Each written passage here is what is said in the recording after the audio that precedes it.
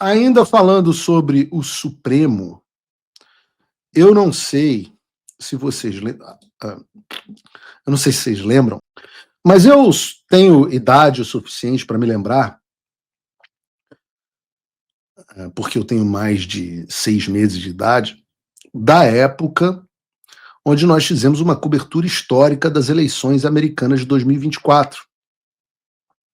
E eu me lembro que no dia seguinte das eleições, onde nós botamos, sei lá, nem me lembro quantas pessoas ao vivo, nós botamos muita gente no ar, muita gente da Globo News assistindo a apuração no meu canal, apesar da grave censura que eu vivo.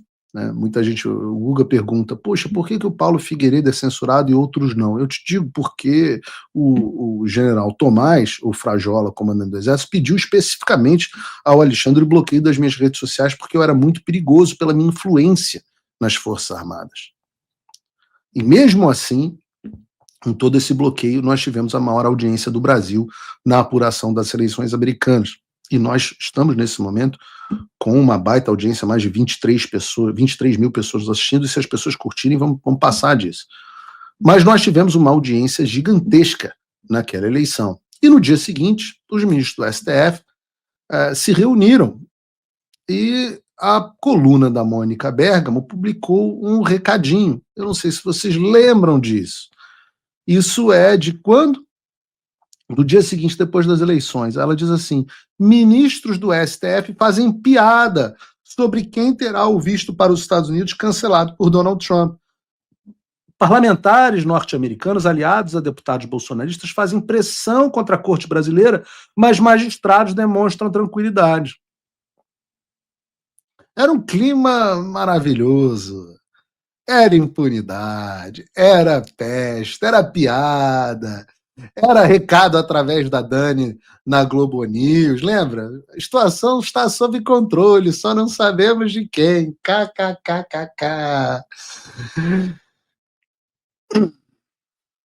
Pois é, o tempo passa. E a Mônica Bergamo mudou bastante.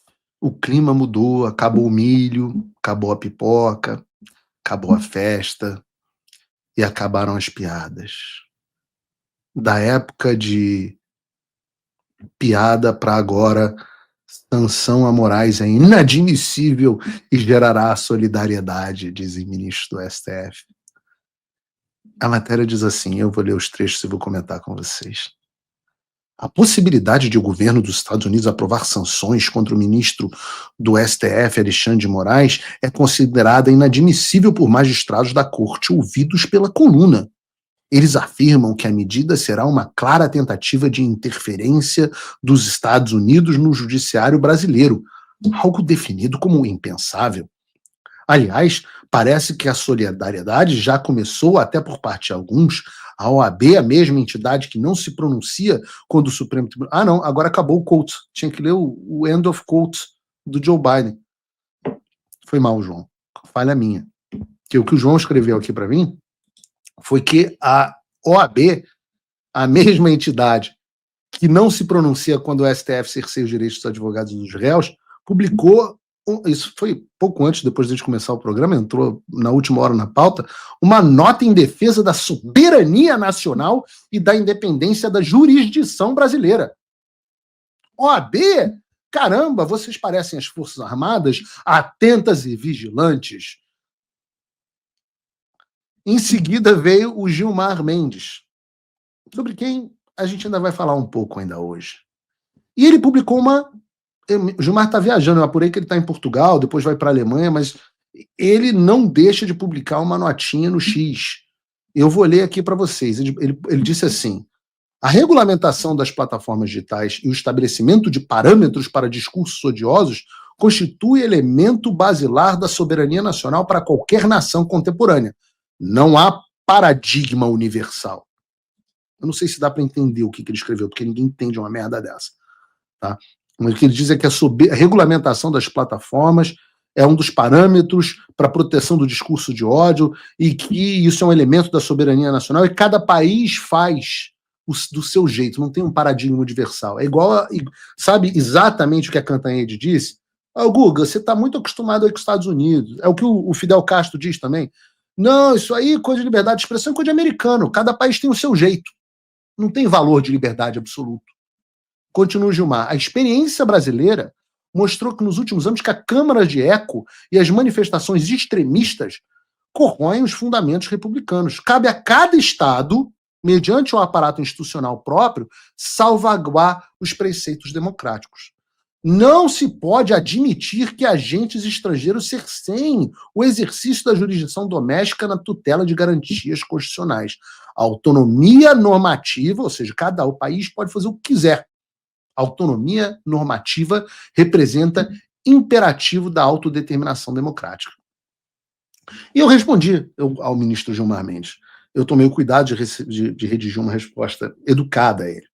Eu disse a ele, ministro, a política externa é expressão de soberania também.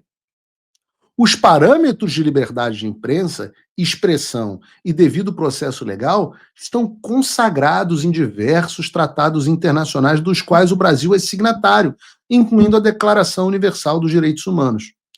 O país pode, sim, optar por romper com esse modelo e adotar um regime próprio, que é o que o Gilmar Mendes está sugerindo. Cada país faz o seu jeito. E eu digo, pode sim, como fizeram Venezuela, Rússia, Irã ou Cuba.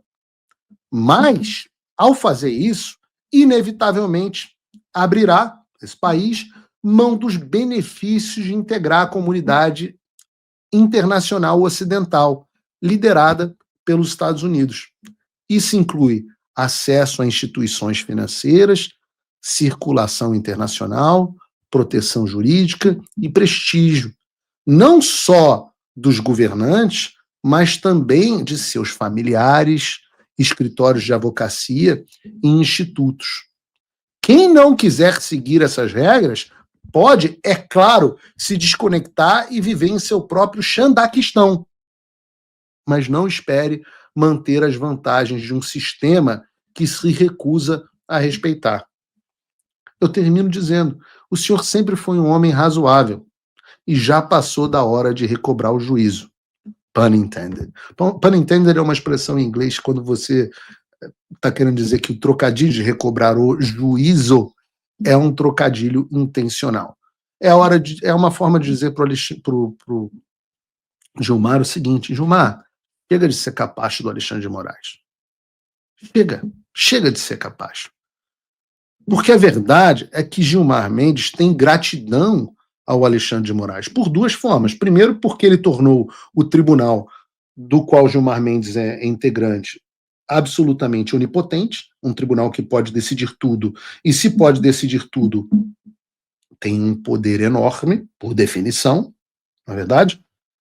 Então essa é uma gratidão, mas principalmente porque foi para tirar do rabo do Dias Toffoli e do Gilmar Mendes a investigação da Lava Jato a respeito do amigo do meu pai e etc., que a revista Cruzoé ia publicar, foi para isso que o Alexandre de Moraes assumiu a relatoria do inquérito das fake news.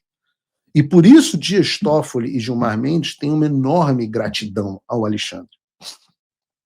Até onde vai essa gratidão? Vamos descobrir. Vamos descobrir em breve. Eu, na verdade, estou curiosíssimo.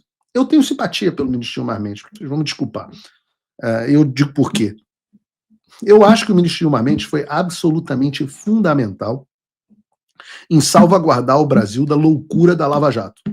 Todos vocês sabem que eu sou crítico à Lava Jato, todos vocês sabem que eu acho que a Lava Jato foi o proto-inquérito das fake news e abusos do Alexandre, né? Foi uma versão de tudo que a gente está sofrendo. Eu acho que o Estado Democrático de Direito foi duramente corroído na Lava Jato, nas duas direções, e acho que o ministro Gilmar Mendes teve um papel importante segurando as coisas para acontecer. Por isso eu reputo a ele razoabilidade. Então eu espero, eu torço para que Jesus ilumine o coração de Gilmar Mendes ou que ele tenha razão e preserve os próprios interesses. Assim, eu não vou dizer que eu vou ficar chateado se ele se fuder. Não vou. Assim, se tiver os bens bloqueados e sofrer uma sanção ao FAC, se o escritório do Sérgio Bermudes, da Guiomar, sofrer bloqueios também de OFAC, se o IDP sofrer bloqueio, eu não vou ficar cheio. Puxa, soube o que aconteceu, rapaz. Pubo Gilmar se ferrou, cara. E agora? Pô, chato. Não vou ficar. Entendeu? Não vou dizer que vou ficar. O Trump voltou. Isso já deve ter tirado um peso das suas costas. Mas e o Brasil? O nosso país continua atolado e achar que só a vitória do Trump vai resolver tudo é ilusão. Nada vai mudar sozinho. E pode ter certeza de uma coisa: ficar xingando muito nas redes sociais não vai fazer diferença nenhuma. Você vai continuar esperando alguém fazer alguma coisa por você, um político, um salvador da pátria? Esquece. Se ninguém tomar uma atitude, nada acontece. Eu estou fazendo a minha parte. Eu parei a minha vida por isso. Mas, se você quer saber como pode ajudar sem precisar largar tudo, a resposta é simples: apoiando quem está na linha de frente. Sem esse apoio, sem essa linha de suprimento, esse trabalho morre. Sem estrutura, ninguém avança. Então acessa www.paulofigueiredoshow.com/apoie e com $5 por mês você pode fazer parte disso. Se puder mais, eu recomendo, seja um patrono Gold, participe ativamente do grupo que me ajuda a pautar esse debate. O que vai definir o futuro é quem faz e não quem reclama. A escolha é sua.